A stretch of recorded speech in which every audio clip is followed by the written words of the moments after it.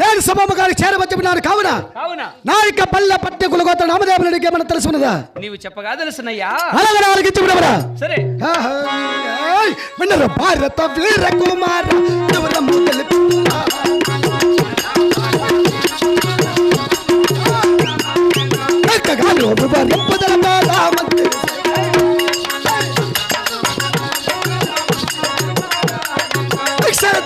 రామచంద్ర రాజమేలు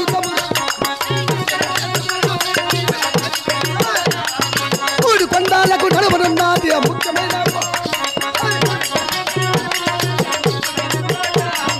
నాలుగు కొండలకు నడవనున్నది నైము